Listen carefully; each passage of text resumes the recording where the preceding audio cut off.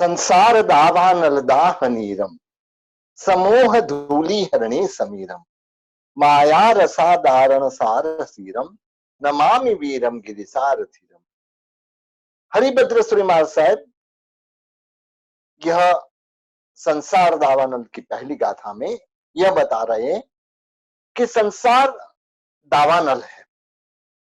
दावानल यानी जहां हमने तो अभी देखी है, मतलब कि जंगल में जब आग लगती है तो कितने दिनों तक मतलब वह चलती है, तो वही दावानल उसको बुझाना बहुत मुश्किल होता है।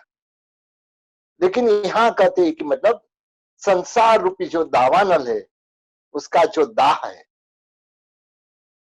उसको शांत करने में पानी के समान। समोह धूली हरणे समीरम, अज्ञान रूपी जो धूल है मतलब उसको दूर करने में पवन समान। माया रूपी जमीन को खोदने में तीक्ष्ण हल समान। नमामि वीरम गिरिसार धीरम, ऐसे कौन है मतलब जो मेरु पर्वत समान धीर, ऐसे श्री महावीर स्वामी भगवंत को मैं वंदना करता हूं। भावाव नाम सुरदानव मानवीन चूला विलोल कमलावली मालितानि संपूरिता भिन्नत लोक समिहितानि कामम नमामि चिनराज प्रदानितानि। भक्ति पूर्वक जो नमस्कार कर रहे सुरेंद्र, दानवेंद्र और नरेंद्र, मतलब तीनों, सुरेंद्र यानी वैमानिक देव के इंद्र, दानवेंद्र यानी जो भवनपति वगैरह के इंद्र, और नरेंद्र यानी राजा राजा वगैरह मतलब चक्रवर्ती वगैरह, उनके मुकुट में रहे हुए चपल कमल की श्रेणी के द्वारा पूजित।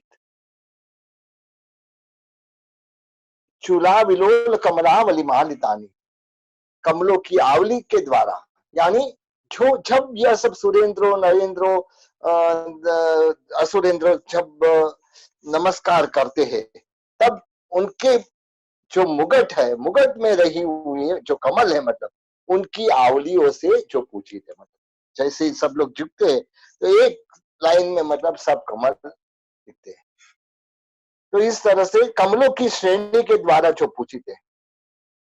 संपूर्णता भिन्नत लोक समिहितानि, जो भक्त लोग के मतलब उनके मनोवांछित जिन्होंने पूर्ण किए हैं।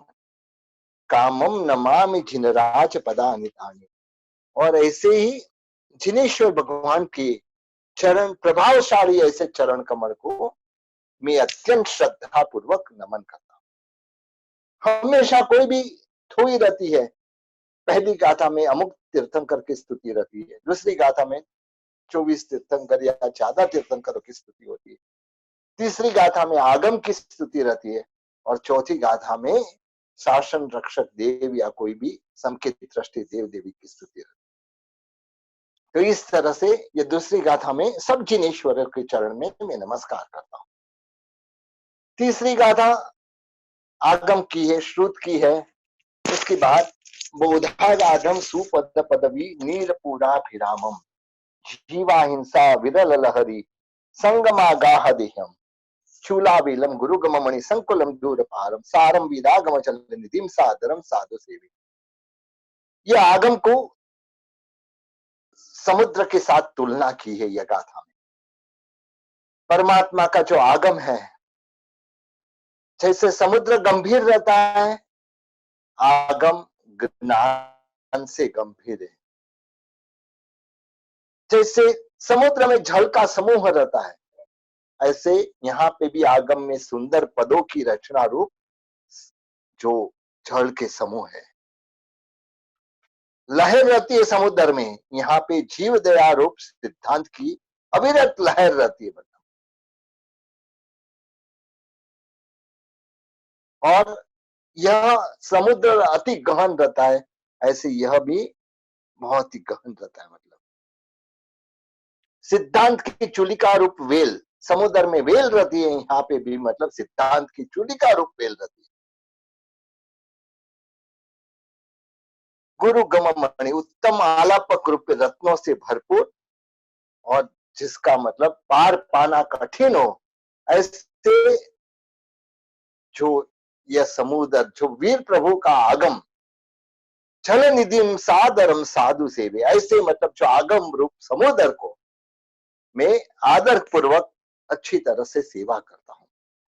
परमात्मा का जो आगम है मतलब ज्ञान से गंभीर है, और कोई इसका पार पाने में समर्थ बहुत कम लोग होते हैं। तो ऐसे आगम को मैं निरंतर आदर पूर्वक सेवा करता हूं। चौथी गाथा में कहते कि मतलब आमूला लोल धूली बहुल परिमला लिढ़ लोला लिमाला संकारा वसारा मलदल कमलागार भूमि निवासे छाया संभार सारे वर कमल करे तारहारा भिरामे वाणी संदोह दिए भव विरह वरम देहि में देवी शारम। तो यहाँ पे मतलब मूल पर्यंत डोलता है। कमल का मूल मतलब नीचे तक रहता है, पानी में मतलब नीचे तक रहता है, और वह हिलता है मतलब, और उसमें जो मकरंद, जो यानी उसमें एक प्रकार की सुगंध होती है, जो जिसके द्वारा मतलब भौरे भी वहां भ्रमर रुंद वहां जंकार नाम का शब्द करते हैं।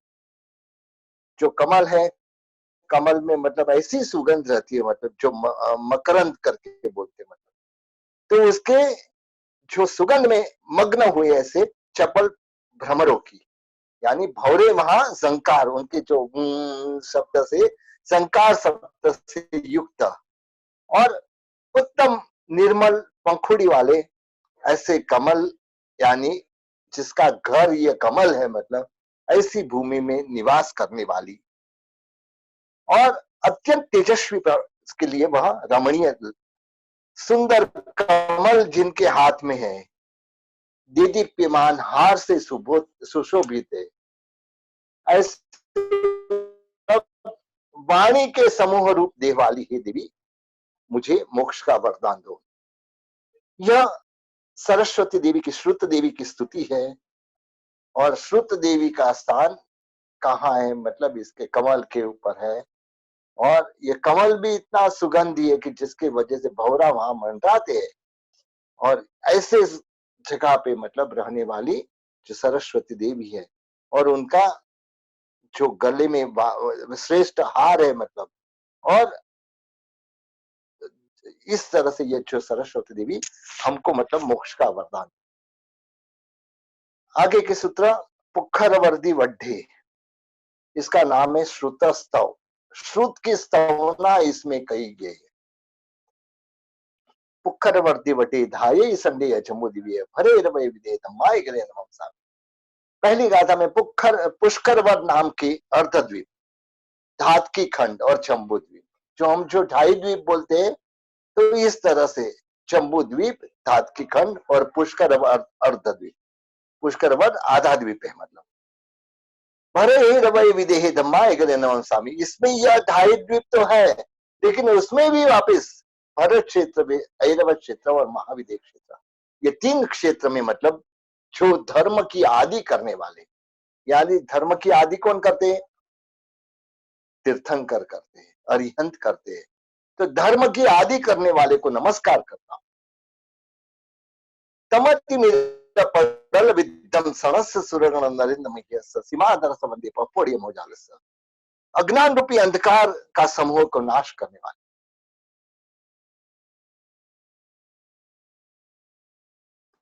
विद्धम सुरगण नरेंद्र मह्यस्य, देव आदि के समूह और राजाओं के समूह से जो पूजित है।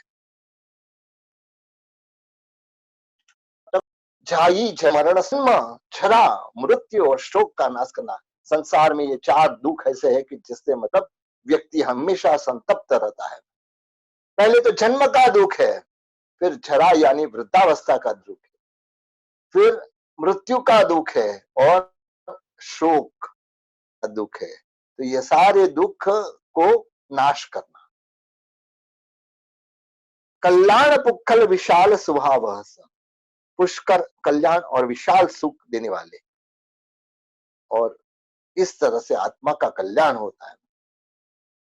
को देव दानव नरिंद गणच्यस, कौन कौन से व्यक्ति मतलब देव दानव नरेंद्र से के समूह से जो पूजित है।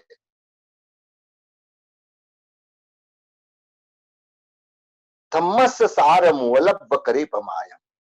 ऐसे श्रुत धर्म का सार पाके प्रमाद कौन करे, मतलब कहते ना कि हमारे कोई ऐसा श्रुत मिला है परमात्मा का जो आगम है, मतलब परमात्मा ने जो देशना दी है, मतलब परमात्मा का जो श्रुत है, मतलब ये सारी मतलब उसमें स्पेशलिटी है कि देवता भी जिसको नमस्कार करते हैं, नरेंद्र भी जिसको नमस्कार करते हैं, वह श्रुत धर्म जो जन्म जरा मृत्यु मिटाने में सक्षम है, मतलब और जो विशाल ऐसा सुख देने वाला है, मोक्ष का सुख देने वाला है। और ऐसे श्रुत धर्म का सार पाके प्रमाद कौन करे? हमारे जैसे मूर्ख कोई नहीं होगा कि जो प्रमाद में ही रहते हैं।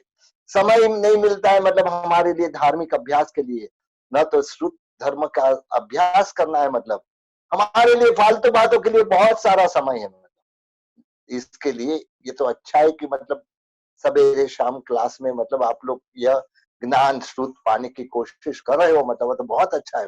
लेकिन फिर भी हमारा जीवन में जो प्रमाद है, मतलब यहाँ यही कहते ये गाथा में, धम्मस सार मोलब करे पमाए। ऐसे शुद्ध धर्म का सार पाल के कौन प्रमाद करेगा? कौन ऐसा मूर्ख होगा जो प्रमाद करेगा? सिद्धे भूपयो नमो झिणमये नंदी से आसंजमे देवम नागसवन्न किन्नर गण सपो भावच लोगो चत्तपैठ्यो जगमणम तेलुक्कमच्चासुरम धम्मो वड्डो सासव विजयो धम्मोत्तरम वड्डो। हे मनुष्यों, सिद्ध ऐसे मतलब जैन दर्शन को मैं आदर पूर्वक नमस्कार करता हूं कि जो नाग कुमार, सुवर्ण कुमार, किन्नरों आदि से सच्चे भाव से जो पूजित है और संयम मार्ग में श्रद्धा वृद्धि का कारण है। ये श्रुत रहेगा, आगम रहेगा, ज्ञान रहेगा तो संयम मार्ग में भी वृद्धि होती रहेगी, मतलब और जिसमें सकल पदार्थ है, तीन लोक के मनुष्य और असुर आदि के आधार रूप जगत जो वर्णन किया है, मतलब जगत का जो वर्णन किया है, लोक का वर्णन किया है, ऊर्ध्वलोक, अधोलोक, तिरछालोक वगैरह का, तो ऐसे ज्ञान से समृद्ध जो है, मतलब जो आगम, ऐसे सारी वस्तु यह आगम में भरी हुई है, मतलब तो ऐसा जो आगम शाश्वत है, हर तीर्थंकर, हर अवसर पीढ़ी उत्सर पीढ़ी काल में यह रहता है। विजय हो मतलब ऐसे विजय की परंपरा देने वाला है। धम्मोत्तरम वड्ढो, ऐसा धर्म जो शुद्ध धर्म है, मतलब हमेशा वृद्धि पाओ। इस तरह से यहाँ पे पुखरवर्ती का अर्थ पूरा किया। श्रुत ज्ञान यानी द्वादशांगी, 12 अंग, मतलब जो तीर्थंकर परमात्मा जो वाणी प्रकाश थे और गंधर्व भगवंत तो उसको सुन के मतलब ज्ञान वह मतलब एक गूंजते हैं और इसको आगम के रूप में मतलब हमारे सामने प्रस्तुत होता है। तो ऐसे जो आगम है, मतलब उसका हम हमारे लिए जो समय मिला है, एक ही भव ऐसा है कि जो यह भव ऐसा है मनुष्य भव कि जिसमें हम मतलब इसके लिए कोशिश कर सकते। न तो नरक के भव में मतलब समय मिलता है, न तो देव के भव में मतलब महोत्सव के सुख की वजह से मतलब समय मिलता है, न तो तिर्यंश के भाव में भी मतलब इसके लिए कोशिश होती है।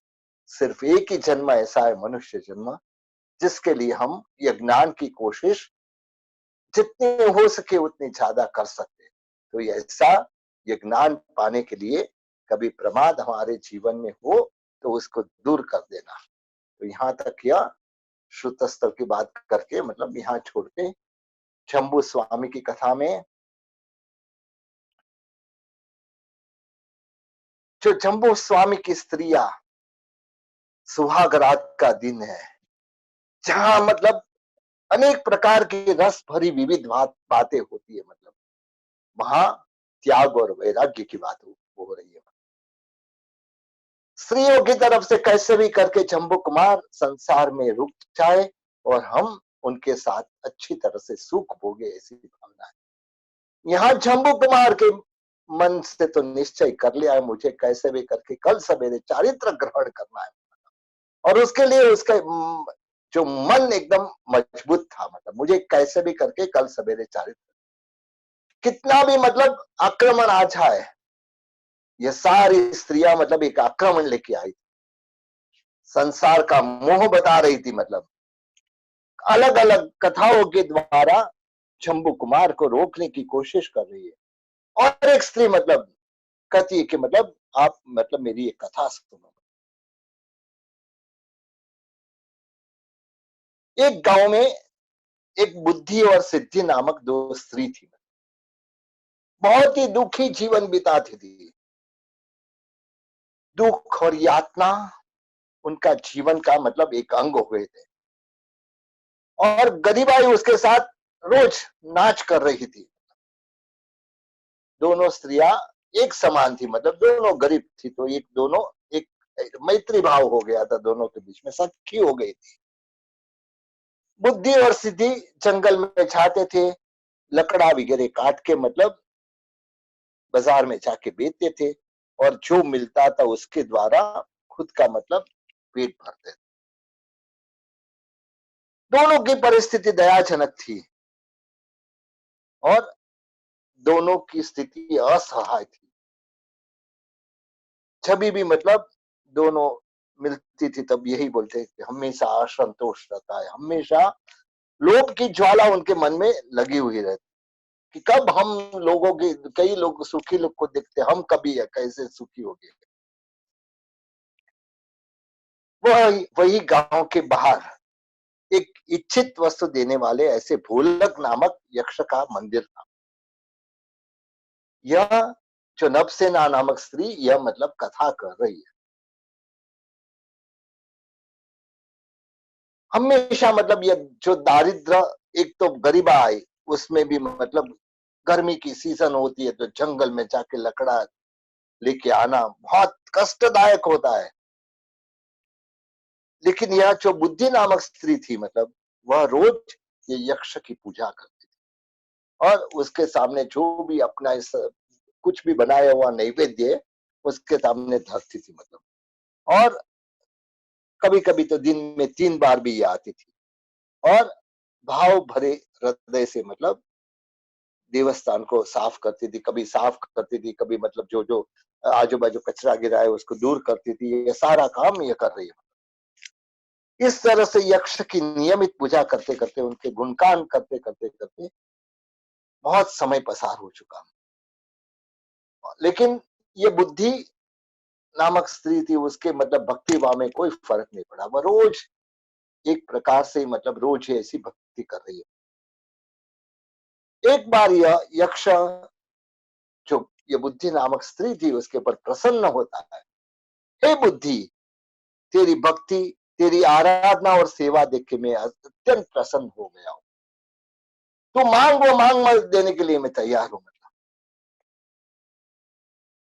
यक्ष की बात सुन के बुद्धि एकदम आनंद में आ गई, और तुरंत ही यक्ष को नमन करके कहा, हे भोलक देव, आपकी प्रसन्नता ही मेरे लिए अमूल्य है। यक्ष कहता है, बुद्धि तेरी सेवा से और भक्ति से मैं प्रसन्न होकर मांगने का बोल रहा हूं। तब बुद्धि बोलती है कि मतलब यक्षराज, आप मेरे पर प्रसन्न हो तो मुझे मतलब मेरा जीवन ऐसा सुखमय हो, ऐसा कर दो। मतलब मुझे इतनी संपत्ति दो कि मतलब मैं सुख सुख से अपना जीवन व्यतीत कर सकूं। भले तू सुख और शांति से को प्राप्त करना, मतलब तू जब यहाँ मंदिर में आएंगे तो मेरे पैर के पास 10 सोनामो रहेंगे, रोज उसको तो ग्रहण करना। मतलब यह तुझे सिर्फ तेरे लिए ही है, तो यह तू लेके मतलब अपना निर्वाह करना। जब यक्ष ने यह वरदान दिया, बुद्धि यक्ष के वरदान से रोज, जैसे यक्ष ने कहा था, रोज मतलब 10-10 सोनाओं और उससे प्राप्त होती है। पहले से मतलब जो गरीबाई में जी थी, मतलब तो खर्चा भी बहुत ज्यादा नहीं था, तो यह सब सोना और इकट्ठे होते होते थोड़े समय में उसके पास धन संपत्ति बहुत एकत्र हो गई, और गांव के धनिकों में इसकी गिनती होने लगी। बुद्धि जिसने मतलब स्वप्न में भी दिव्य वस्त्र देखा नहीं होगा, मतलब वह सुंदर वस्त्र धारण करती है, अलंकार धारण करती है, मतलब पहले मतलब पेट की आग बुझाने के लिए बहुत सखत मेहनत करती थी, फिर भी भोजन पेट पूर्ता प्राप्त नहीं होता था।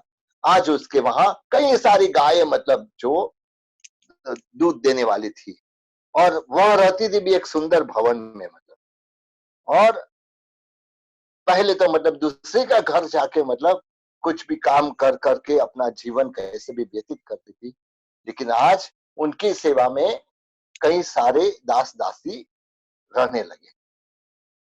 इस तरह से यह बुद्धि नामक स्त्री पर यक्षराज की मेहर होने से समृद्धि की भोक्ता बनी, मतलब और अच्छी तरह से मतलब वह संपत्ति का उपयोग भी अच्छे दीन दुखियों को मदद करने में भी करने लगे।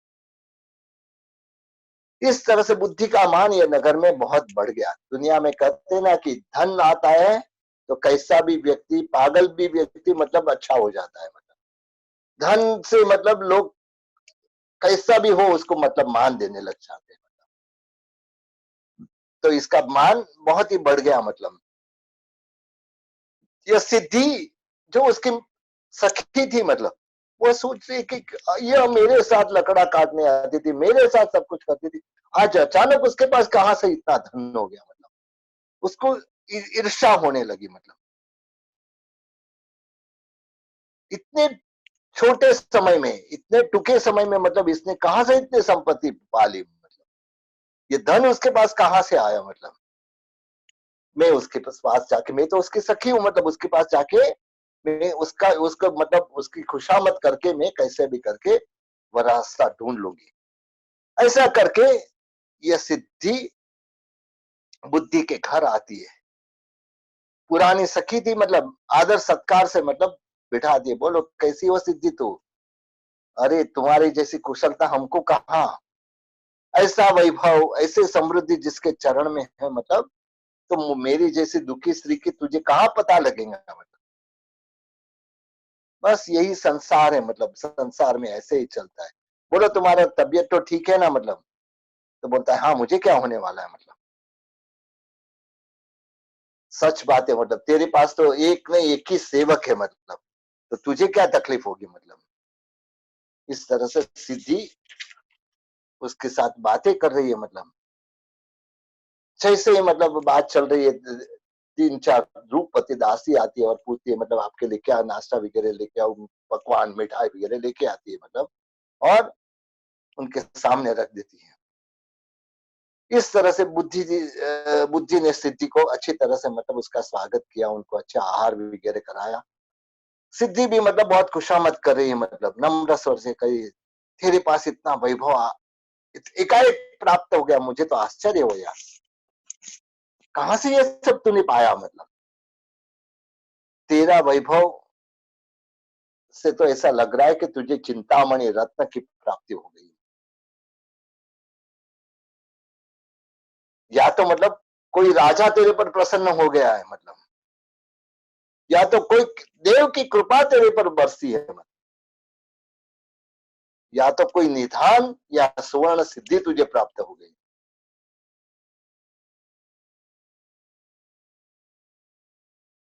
मैं तो एक सखी के नाते पूछ रही हूँ, क्या बात है, मतलब कहां से तूने ये सब प्राप्त किया। मतलब हम दोनों मतलब जंगल में लकड़ा के लिए जाते थे साथ में, मतलब और साथ में निकलते थे, तो इस तरह से आज मतलब मुझे तेरे सुख दुख जानने की भी इच्छा हुई, इसके लिए मैं आ गई हूँ। कहां से तूने ये सारी संपत्ति प्राप्त की।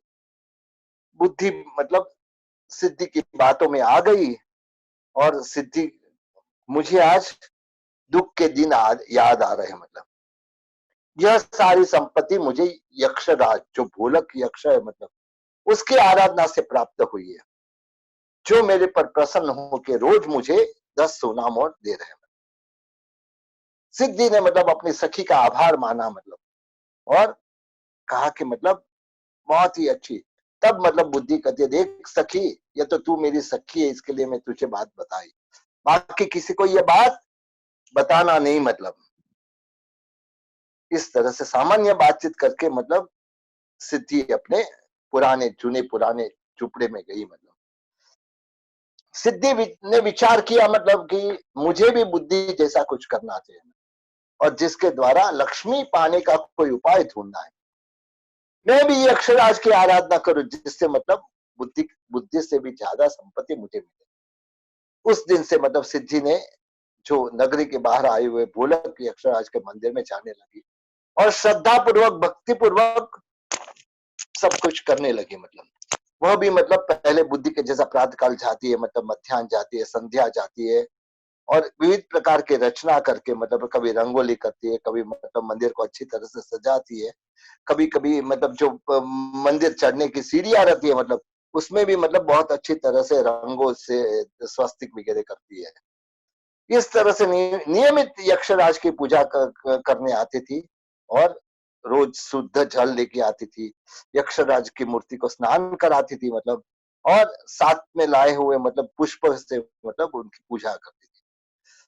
और धीरे धीरे करके यक्षराज भी उसकी भक्ति देख रहा है। मतलब थोड़े दिन तक तो भक्ति भाव से मतलब उसने यज्ञ किया। मतलब एक दिन यक्ष प्रसन्न हुआ, हे सिद्धि तेरे पर मैं प्रसन्न हुआ, तेरी भक्ति से मैं प्रसन्न हुआ हूँ, तो जो मांग वह मांग देने के लिए तैयार हूं। मतलब तब यक्षराज को यह सिद्धि कहती है, मतलब यक्षराज आप मेरे पर प्रसन्न हो तो मेरी सखी बुद्धि को जो दे रहा है उससे मतलब मुझे डबल दो, मतलब मुझे इससे डबल दो करके। मतलब यक्षराज ने कहा तथास्तु।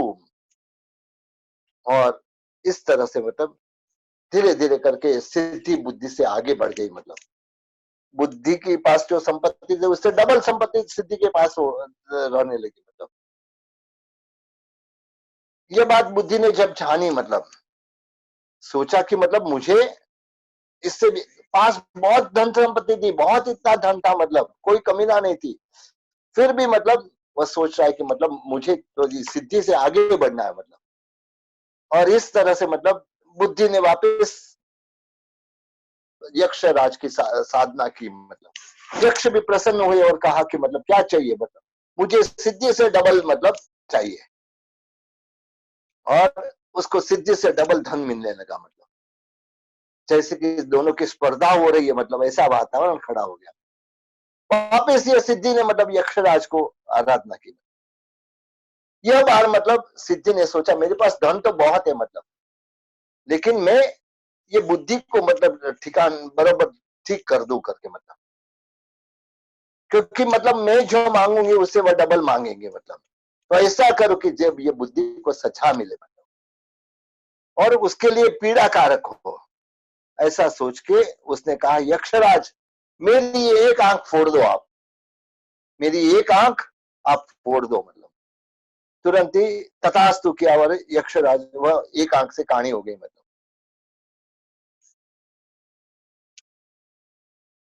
यहाँ बुद्धि आई, मतलब होड़ लगी थी दोनों के बीच में। मतलब ये बुद्धि यही चाहती थी कि मतलब और धन मिले और धन मिले और धन मिले और लालच बढ़ती जा रही थी। मतलब उसको मालूम नहीं था कि ये सिद्धि ने क्या मांगा। मतलब आके यक्षराज के पास आके मतलब भक्ति की वह सब किया। यक्षराज प्रसन्न हुए, कहा क्या चाहिए मांग।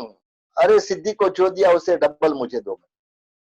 सिद्धि की एक आंख गई थी, मतलब इसके दोनों आंख यक्षराज फोड़ देता है। मतलब और इस तरह से जैसे हुआ, मतलब यह स्त्री जो नभसेना नामक जो चंबू कुमार की जो पत्नी मतलब करी कि स्वामी आपके पास ये मनुष्य रूपी लक्ष्मी है, फिर भी अधिक का लोभ, जैसे ये बुद्धि ने मतलब किया, मतलब अधिक अधिक का लोभ, मिला उससे डबल दो, मिला उससे डबल दो, आंख में मतलब लास्ट में मतलब अंधा होना पड़ा।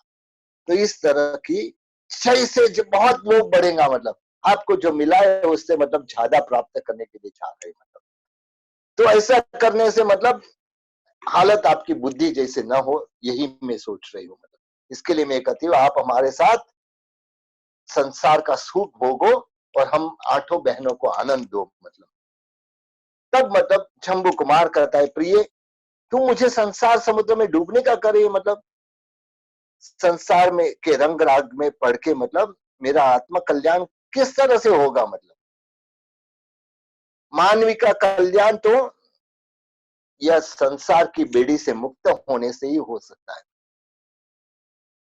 मैं बुद्धि जैसा नहीं हूं, मतलब मैं बुद्धि जैसा बुद्धू नहीं हूं कि मतलब सिर्फ धन के लिए पीछे पड़ू, मतलब मैं उन्मार्ग पे जाऊं, मतलब मैं तो शाश्वत सुख की इच्छा रखता हूं, मैं तो केवल आत्मा सुख की इच्छा रखता हूं, और उसके पाने की भावना मेरे में सतत रमती है। मेरे लिए धन कुछ नहीं है, मतलब संसार के भौतिक साधन से जो सुख प्राप्त होता है उससे कभी सुख नहीं मिलता है, और उससे मतलब मैं सुख मानो ऐसा मूर्ख नहीं हूं। इस तरह से शंभु कुमार का प्रिय, मेरी बात तुझे समझ में आती है क्या? मतलब जो सुख नहीं है वो उसको सुख मान के जीवन बर्बाद क्यों करूं मैं? जैसे एक जातिवंत अश्व अब कभी उन्मार्ग नहीं चाहता है, तो मैं भी क्यों चाहूं? मतलब तुझे पता है ये जातिवंत अश्व की कथा? मतलब नभसेना ने कहा, मतलब स्वामी मुझे यह पता नहीं है, मतलब आप मुझे बताने की कृपा करें। शंभु कुमार ने प्रिया नभसेना को मतलब आत्मविश्वास के साथ जातिवंत अश्व की बात करनी चालू की। कहते मतलब हे प्रिय, जो मानवीय संसार का राग छोड़ देता है, मोह को छोड़ देता है, उसको स्पष्ट रीति से मंगल मार्ग दिखने में आता है। मतलब यही मार्ग आत्मा कल्याण का है, मतलब और सुख प्राप्त करना है हमको। जो सुख प्राप्त हुआ है उससे अनंत गुना सुख वहां है, और मेरा मार्ग जो है मतलब कुमार्ग नहीं है, मतलब बहुत ही सोचा समझा मार्ग है। मतलब और आज तक कई आत्मा यह मार्ग में जाके सुखी हुए, मतलब मुझे भी ये वही शाश्वत सुख पाना है। जातिवंत अश्व की कथा, वसंतपुर नामक नगर था, मतलब वहां जीत शत्रु नामक राजा राज्य करता था। राजा बहुत संस्कारी, सदाचारी और धर्म की आस्था वाला था, और प्रजा का विशेष ध्यान ध्यान रखने वाला था। वसंतपुर नगर में एक जिंदास नामक एक श्रेष्ठी रहता था। राजा का एकदम विश्वासुता और प्रीति पात्र था। कोई भी प्रसंग पे मतलब कुछ भी काम हो तो चित शत्रु राजा हमेशा चिंतास श्रेष्ठी को बुलाते थे, और चिंतास श्रेष्ठी राजा को कोई भी प्रकार की मदद करते थे और कार्य पूरा कर देते थे। एक दिन ऐसा, अश्व का सौदागर वह गांव में आता है, मतलब राजा को बोलता है मेरे पास बहुत ऐसे जातिवंत अश्व है। मतलब राजा भी अपने जो मित्र जिंदास के साथ, जो अश्व को पहचान वाले मतलब ऐसे लोगों के साथ जाता है। मतलब और जो जो अश्व को दिखता है, मतलब अश्व की पहचान वाले पहचान करते हैं, और कहते हैं मतलब यह जो अश्व है मतलब एकदम जातिवंत अश्व है, मतलब जो भी एकदम उत्तम छाती वाला है। मतलब तो अश्व परीक्षक कहते हैं कि मतलब यह जहां पे भी रहता है वहां सुख समृद्धि हमेशा बनी रहती है। मतलब तो इस तरह से जैसे ही पहचान करते अश्व की परीक्षक बहुत तरह से पहचान करते, मतलब और इसके द्वारा कह दिया कि मतलब यह जो अश्व है वह श्रेष्ठ अश्व है करके एक अश्व को पसंद करते, मतलब और यह शुभ लक्षण वाला अश्व है। राजा ने भी मतलब लगा कि बरोबर इनकी बात बरोबर है, मतलब और उन्होंने मतलब अश्व परीक्षक की बात मान के मतलब वह जो घोड़ा था वह खरीद लिया, मतलब और बहुत अच्छी तरह से मतलब उसको आरती वगैरह करके वह अश्व का स्वागत भी किया। चित शत्रु राजा अपने मतलब राजभवन में यह अश्व को लेके आए, मतलब और अश्व के सौदागर को जो कीमत मांगी थी उसे बहुत ज्यादा मतलब कीमत भी चुकाई। राजा अभी तो बछेरा था, मतलब अभी उसको मतलब घोड़ा बनने में थोड़ा सा उसको ट्रेनिंग की जरूरत थी। तब कोई कहता है जो हमारे जिंदा श्रेष्ठी है, मतलब वह यह सब जो इसमें मतलब बहुत माहिर है, मतलब आप उनको ही सौंप दो, ये बराबर अश्व को मतलब बहुत अच्छी तरह से ट्रेन कर देते।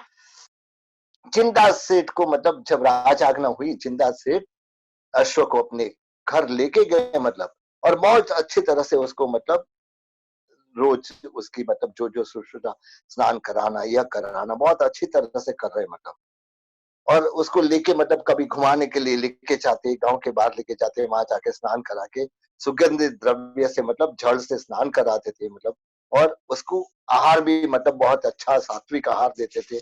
और इस तरह से मतलब पूरा इनका क्रम चल रहा था मतलब। अचानक ही मतलब बाजू के गांव के जो राजा, जिसका नाम था बुद्धि सागर, बुद्धि सागर मंत्री का नाम था, राजा ने मतलब अपने बुद्धि सागर मंत्री को कहा कि हे बुद्धि सागर, बाजू की जो राजा जिस शत्रु है मतलब, उनके वहां मतलब अश्व जो आया है बहुत ही मतलब शुभ लक्षण वाला है, कैसे भी करके मुझे वह अश्व चाहिए मतलब।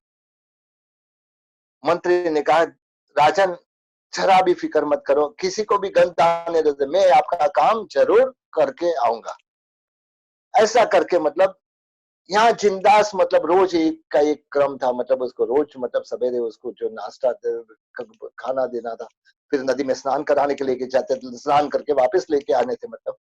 तो इस तरह से ये बुद्धि सागर आया, यह चित शत्रु जो राजा के पास मतलब, और आके मतलब जो ये उनके मित्र थे मतलब, उनके पास जाके बहुत ही अच्छी तरह के एक श्रावक का मतलब, जिंदास के पास जाके एक श्रावक का वेश पहन के आया। जिंदास मतलब एक जैन धर्म का भक्त, जैन धर्म को मानने वाला था, और श्रावक को देख के बहुत आनंदित होने वाला था। पधारो पधारो पधारो, तो उनको मतलब घर पे लेके आते मतलब बहुत अच्छी तरह से पूजन, यह भी मतलब अपना कैसे भी करके अपनी वैल्यू दिखाने, तो मुझे यह त्याग है, मुझे, मैं तो 3 वस्तु के ज्यादा वापरता नहीं हूँ, ऐसा करके करके मतलब अलग अलग तरह से उस जिंदास को मतलब इम्प्रेस करने की कोशिश कर रहा है। अचानक ही जिंदास को मतलब एक किसी के वहां जाना पड़ता है, तो बोलते कि ये मेरे अश्व को संभालना मतलब, और मैं कल सवेरे वापस आऊंगा करके मतलब जिंदास चला जाता है। यह सोच रहा है ये मौका अच्छा है मतलब, ये अश्व को लेके मैं चला जाऊं करके। जैसे ही अश्व पर बैठता है मतलब अश्व के लेके भागने की कोशिश करता है, लेकिन अश्व घूम फिर के मतलब वापस वह नदी पे जाता है, नदी से वापस यह अपने घर जिंदास के घर पे आता है। 2 बार 3 बार 4 बार जब होता है मतलब, यह समझ जाता है कि यह अश्व मतलब मेरे साथ आएगा नहीं मतलब।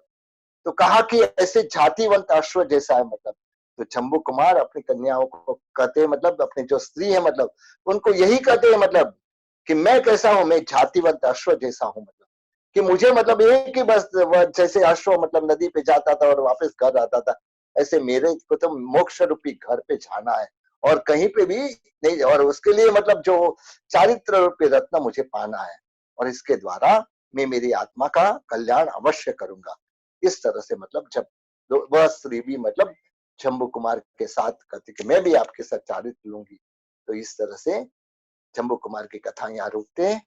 आगे की मतलब और बहुत ही मतलब जो लास्ट पार्ट बहुत अच्छा है मतलब, कल ये पार्ट कंटिन्यू करेंगे। और यहाँ पे अपनी क्लास भी पूरी होती है, समय भी पूरा हो रहा है।